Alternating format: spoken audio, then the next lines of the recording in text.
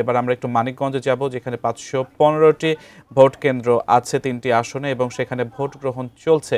কতটা সুশৃঙ্খলভাবে ভোট গ্রহণ চলছে, ভোটারদের উপস্থিতি কেমন, সে সম্পর্কে জানবো। মোহাম্মদ সুজন খন্দকার আমাদের সাথে আছেন। নারী ভোটারদের উপস্থিতি কেমন, তরুণ ভোটারদের উপস্থিতি কেমন, সেই সাথে সাথে ভোটের যে লম্বা লাইন আমরা এতদিন দেখিনি, 17 বছর পরে সেই লম্বা লাইন কতটা দেখা যাচ্ছে মানিকগঞ্জে, সে সম্পর্কে আমরা জানবো। মানিকগঞ্জের 3টি আসনে 515টি ভোট কেন্দ্রে ভোট গ্রহণ চলছে। ঠিক এই মুহূর্তে সহকর্মী সুজন খন্দকার কোন কেন্দ্রে আছেন, এখন পর্যন্ত কত শতাংশ ভোট পড়েছে, সব মিলিয়ে তিনি জানাতে আমাদের সাথে যুক্ত হচ্ছেন।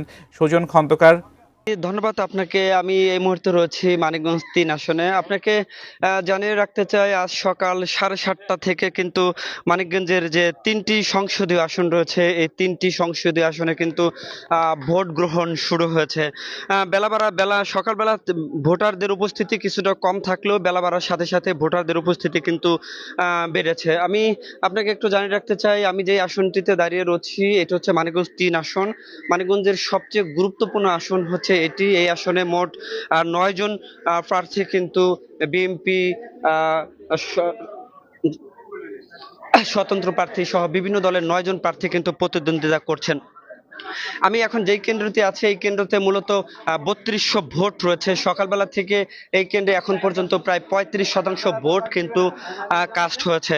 সব মিলিয়ে এখন পর্যন্ত জেলায় কিন্তু কোনো অপ্রীতিকর ঘটনা ঘটেনি এবং নির্দ্বিধায় কিন্তু ভোটাররা আসছেন এবং ভোট দিয়ে চলে যাচ্ছেন।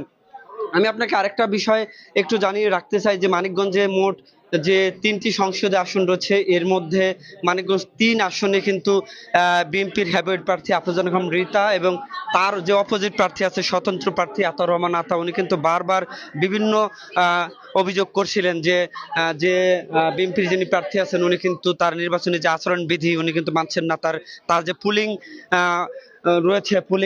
রয়েছে সেগুলো কিন্তু উনি কেন্দ্র থেকে বের করে দিচ্ছিলেন। সব মিলিয়ে যদি আপনাকে একটু বলতে চাই তাহলে বেলা বাড়ার সাথে সাথে কিন্তু মানিকগঞ্জের প্রতিটি ভোট কেন্দ্রে কিন্তু ভোটারদের উপস্থিতি বাড়ছে এবং চলবে কিন্তু 4:30 পর্যন্ত।